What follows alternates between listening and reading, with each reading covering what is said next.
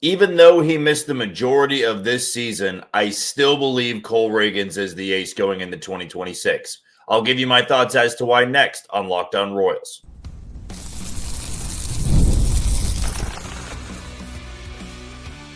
You are Locked On Royals, your daily Kansas City Royals podcast. Part of the Locked On Podcast Network, your team every day. You are tuned into another edition of Locked On Royals in the Locked On Podcast Network. I'm your host, Jack Johnson, and you can find me on Twitter at JohnnyJ_15. That is at JOHNYJ_15. And you can listen to us on wherever you download your podcast.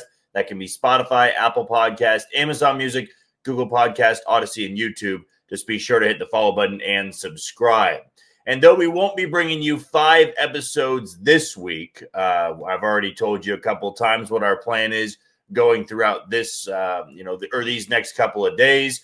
We will have our mailbag segment on Thursday. So if you want your question to be included in that episode, please respond to this video. Please respond to tomorrow morning's video.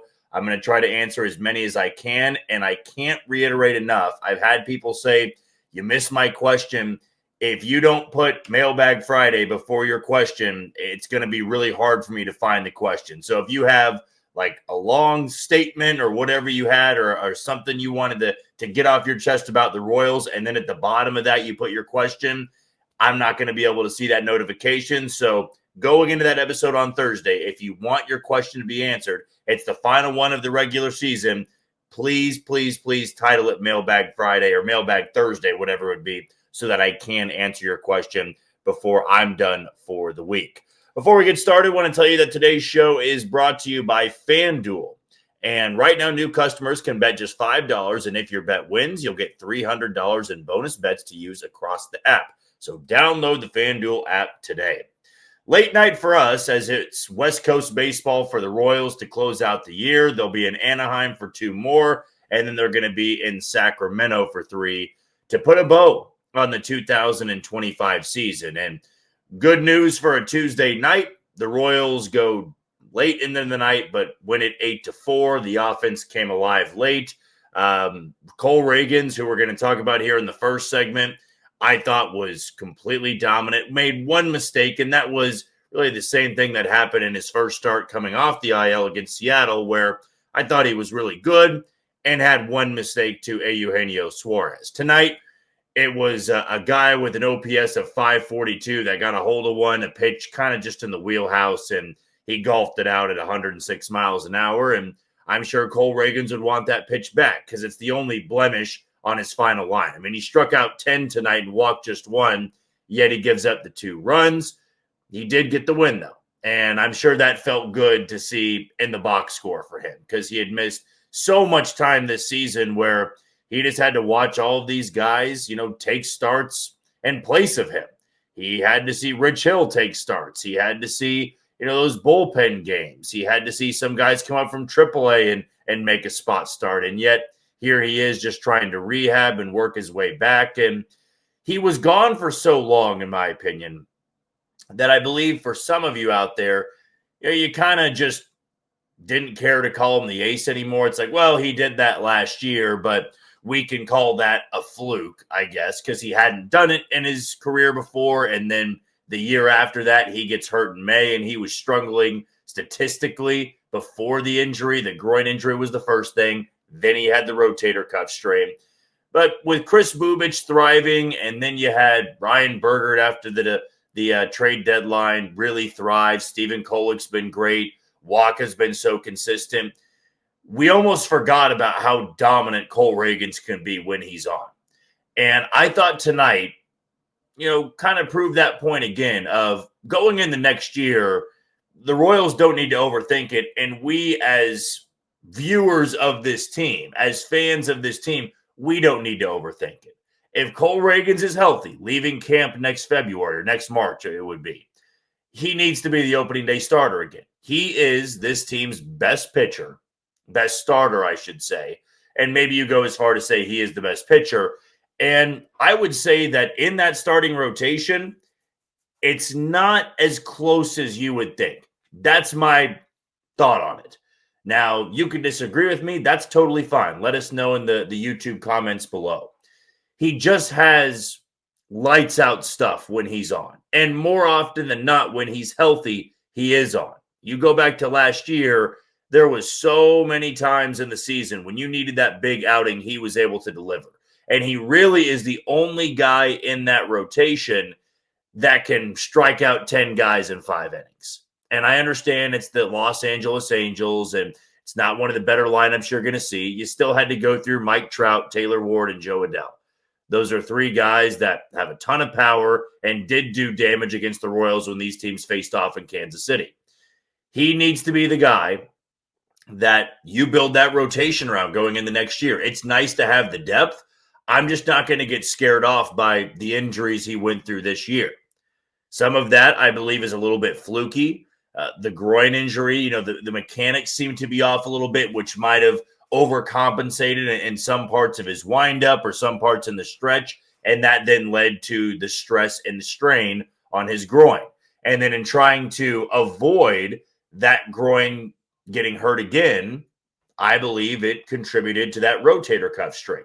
So you want to get back to the basics. You want to be able to have those mechanics very smooth, very down to a science, if you will, and he can have a full, clean bill of health in 2026.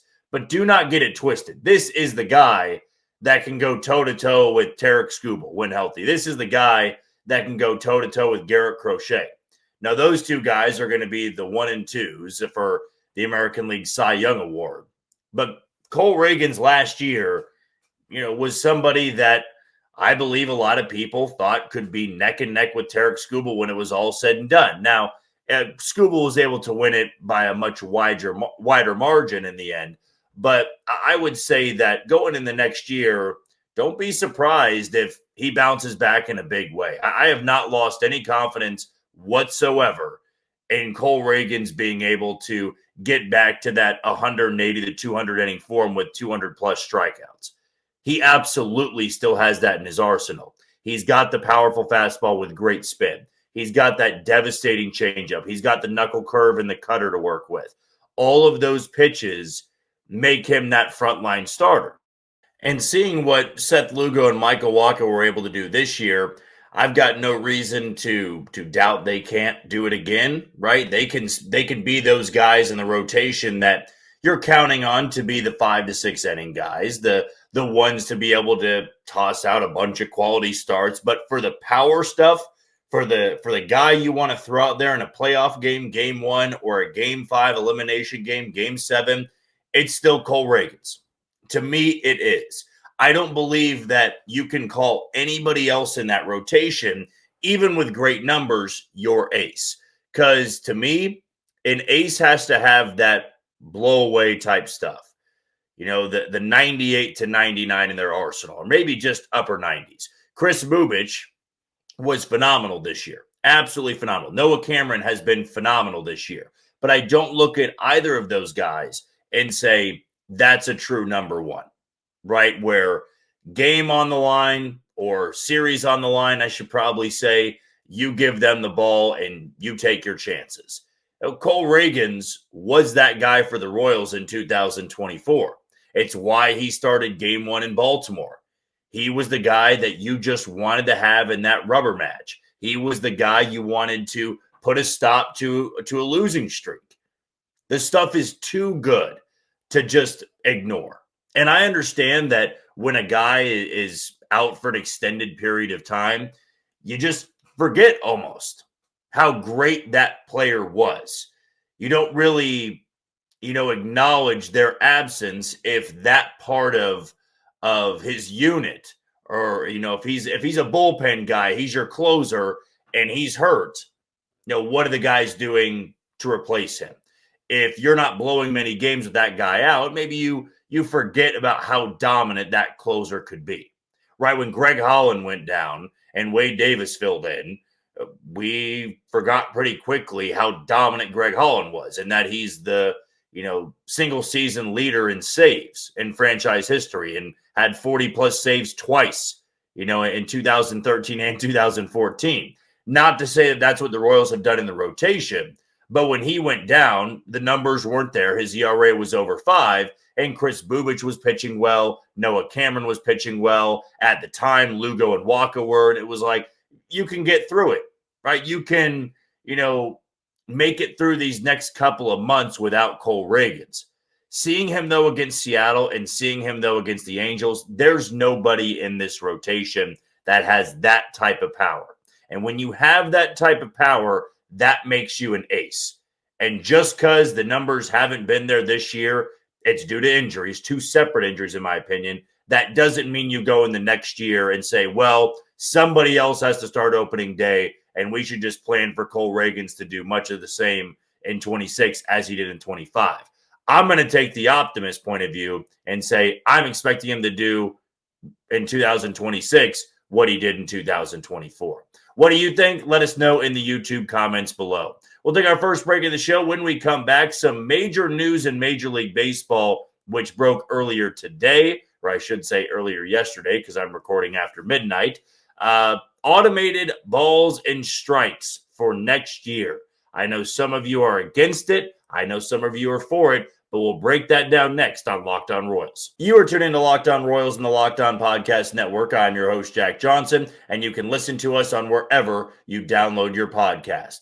First sponsor we want to tell you about tonight is Nutrafol. You've probably seen a million ads for hair growth products and thought, sure, like that actually works. There are so many products out there, and it's hard to know which ones are actually going to do anything. That's why you should give Nutrafol a closer look.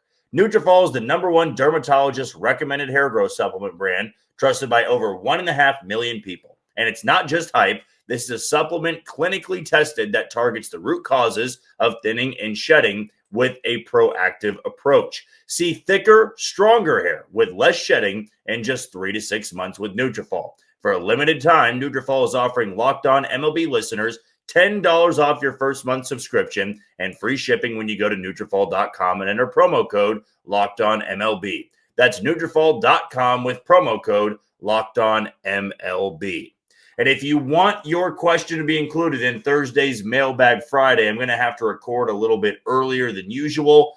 Please respond to this YouTube video below. Say Mailbag Friday, Mailbag Thursday, whatever it is, or just Mailbag. Then I'll be able to answer that question. If you don't do that, I can't guarantee that I'll be able to answer that question.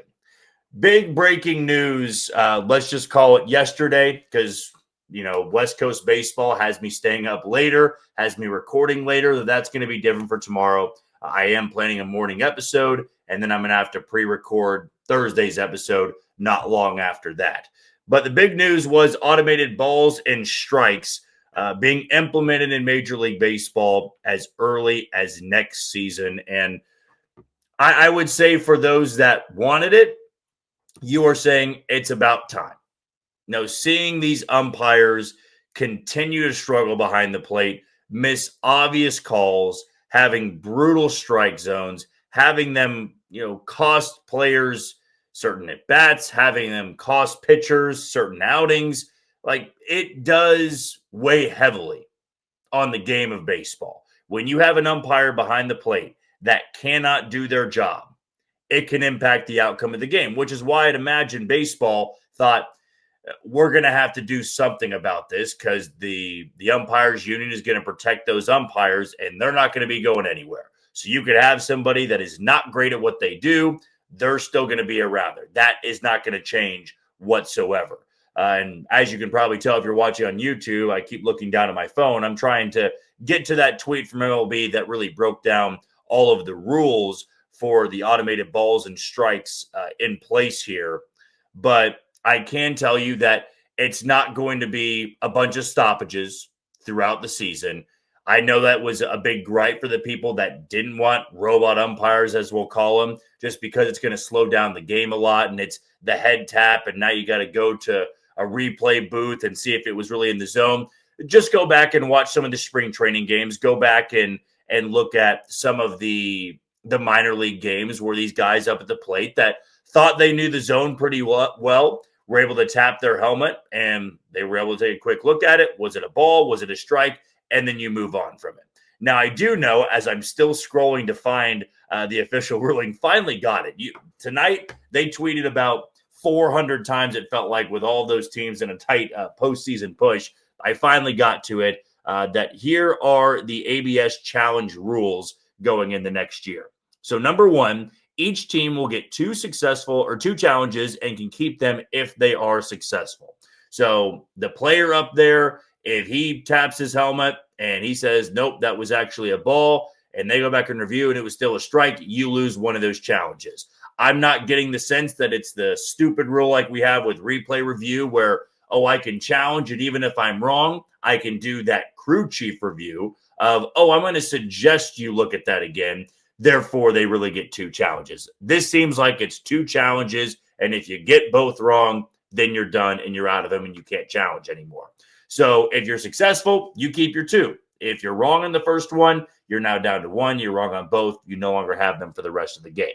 Number two here, challenges can only be initiated by a pitcher, catcher, or batter, and the request must come right after the pitch. So they can't wait around, step out of the box, and go, you know what? I actually didn't think that was a strike, so I am going to tap my helmet now. It has to be instantaneous. So you're going to see just how important it is to have somebody up there with a great concept of the zone, with a great idea of what a ball is and what a strike is. And also, who are going to be the players that get the green light on that, right? If you have a rookie and they're up there, are they going to have the green light of, if you think that's a strike, if you think that's a ball, then let it be known? Or if you have a young pitcher out there that wants to challenge it, I doubt many times it will be a pitcher. It'll be a catcher, because a catcher just holding the ball right there has a better idea if that really crossed the plate. The pitcher's always going to think that they got it over there and it's a strike. But I would say that more often than not next year, if the team in the field is going to be challenging something, it's going to come from the catcher. And then we know at the plate, the hitters are going to be challenging it. Next part to this, there is no help from the dugout or other players on the field. So you can't have the manager stop the game and say, no, you should take a look at that, because they might have, some sort of source pretty quickly of if that was in the zone or if it did anything like that. This has to be quickly decided by the pitcher, the catcher, or the hitter in this case. In each extra inning, a team will be awarded the challenge if it has none remaining entering the inning. So, kind of walking back what I said earlier, if you blow through your two challenges with the automated balls and strike calls, you are rewarded one in extra innings. So you will have that with the game on the line. Those are the 5 big rules of ABS going into next year. When I watched it in spring training, when I've watched it in a few minor league games, it really didn't slow down the game that much. We just had an episode last week about replay review and how it can slow down things when you're challenging defensive alignment of a player, or if a player had a ball graze their jersey at the plate, or if there was catcher's interference. You're challenging a lot of stuff at that point. I also thought it was quite humorous that tonight in the Toronto game that George Springer had a ball that was so clearly fair, and then it was ruled foul. But since it was called in front of the bag, you can't review it. After the bag, then you can review it. That's just the baseball rules in place. There's nothing we can do about it. This did feel like it was going to be coming, though. The fact they had tested it out and they had tried it out in spring training and tried it out in minor league ball, you knew it was going to be coming. And last night in a game, I believe in Pittsburgh, there was 25 missed calls behind home plate. That just can't happen. And when I went on my rant about it, about a month ago, I want to say it was, I said there are 2 ways to go about this. Number one, you need to hold umpires accountable. Like, these guys missing 25 calls behind the plate, that goes beyond the human error. No, you're just bad at your job at that point, right? If I screw up every single episode, and don't get me wrong, I do. I have my word fillers and I flub over some words before. I have to go back and edit it out and stuff like that. Sometimes I forget that I did it and I leave it in the episode. I have my fair share of stuff. But over the course of this 30-minute episode, if I screwed up every single segment multiple times, you would, one, just stop listening to me. But maybe my bosses would say, okay, this isn't the right guy for this podcast anymore. So I've always thought umpires should be held accountable. They'll still be behind home plate next year, and they'll be there to call balls and strikes. It's just going to be more noticeable now of when you've got those guys that are constantly struggling and you've got hitters that just absolutely know whether that's a strike or a ball, and they're challenging over and over and over again. It's going to tell baseball which guys are truly cut out to be umpires at this level. So, do you agree with the ABS being implemented next year? Whether you do or not, it's going to be there. And we are going to see how smooth the game still is. If there are any hangups, if it does slow down the pace of play. Let us know your thoughts. You like it, you don't like it. I'm sure we'll get some questions in our mailbag episode coming up later on this week. We'll take our final break of the show. When we come back, want to talk about the Royals finishing with a winning record and how they need to get it done over these final 5 games. That's next on Locked On Royals. You are tuned into Locked On Royals and the Locked On Podcast Network. I'm your host, Jack Johnson, and you can find me on Twitter at JohnnyJ_15. Want to tell you again about the title sponsor in FanDuel. The NFL season is here, and FanDuel is making sure that you are ready for kickoff with a can't-miss offer.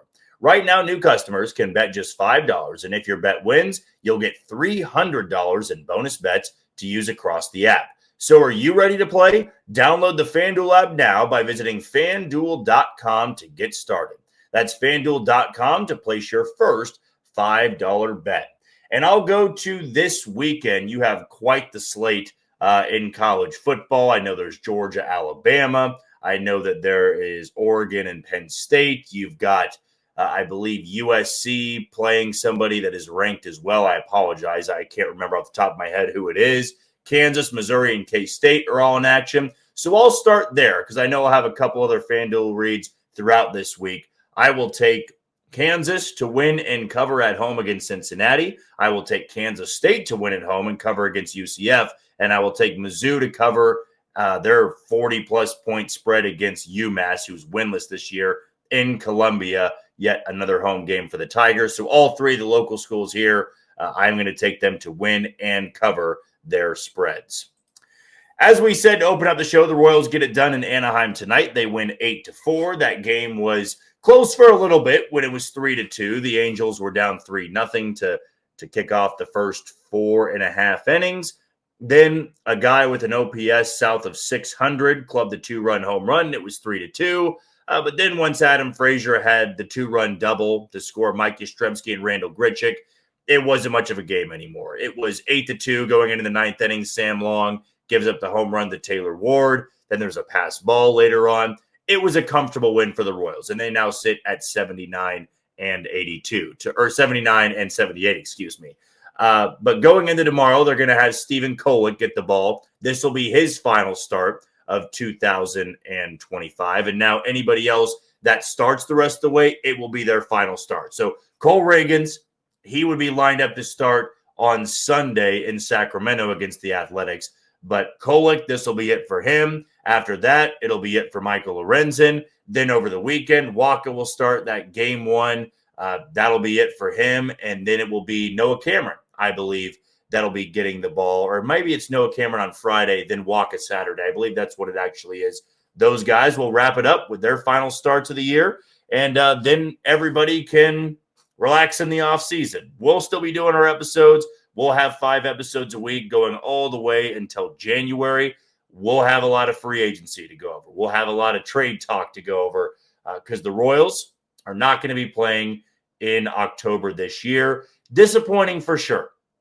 For some of you out there that were on it from the get-go, I know there were people, my very first episode of the regular season, right after they lost at opening day. It's not a playoff team. They're not going to get there.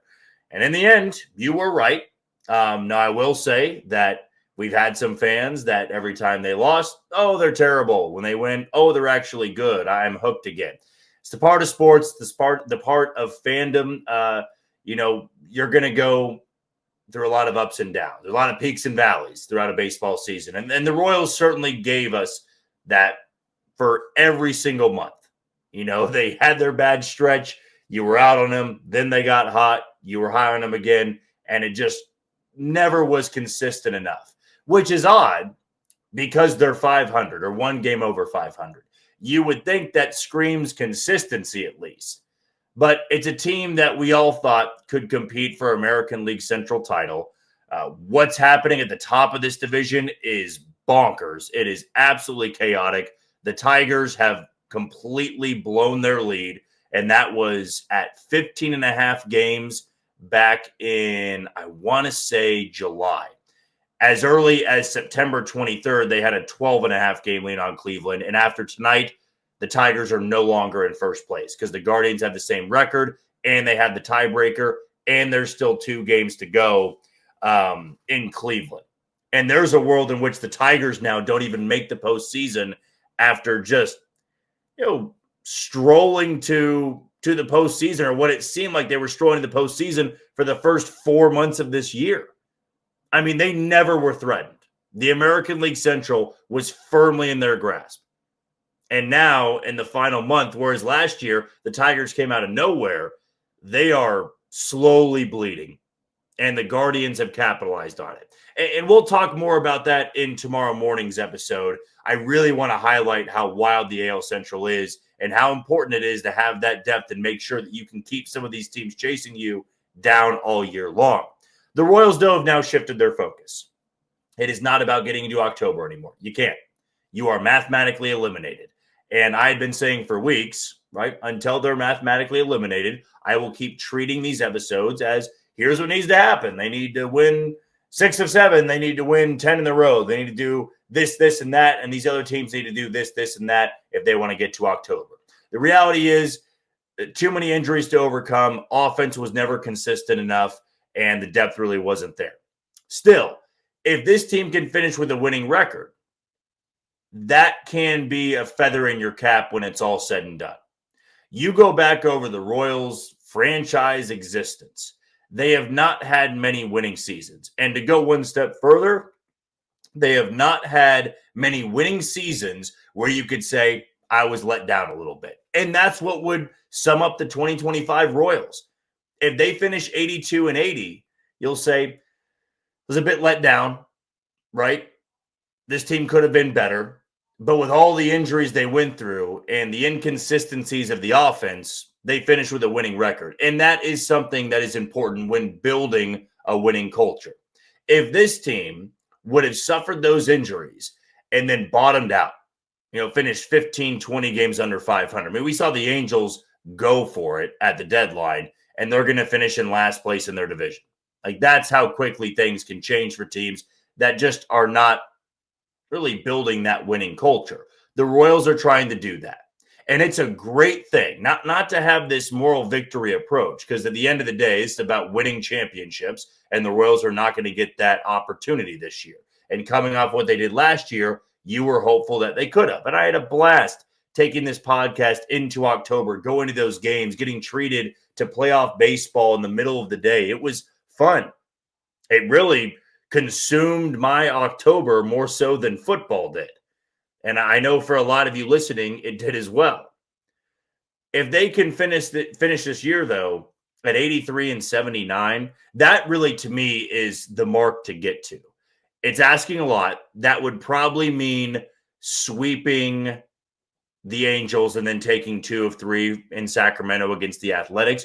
Doable. The offense is going to have to outslug the Athletics in Sacramento because that's a tough ballpark to pitch in. If they were to finish 83 and 79, though, I feel that you would feel a lot better about the outcome of this year. Not completely, because they're not in the Fall Classic. They're not going to be playing in October. You don't get that excitement, that joy anymore. But it is a heck of a lot better than limping to the finish line. Yes, there are going to be fans out there that say, I don't really care if they're 83 and 79 or 77 and 85. I really don't, which is impossible because they have 78 losses right now and 79 wins. They are going to be able to hover around 500. And if they win tomorrow, right, that's why I have this segment titled 3 in LA. If they can take 3 in LA and they leave at 81 and 78, all you got to do is take 1 and it's a winning record. And I do feel that considering all they went through this year with the injuries, the offense, the lack of depth, to say that you finished over 500, it shows you the state of this organization, that it really wasn't a true fluke last year. There will be people out there that say that because you'll just go, well, they were in the postseason last year and now they're not.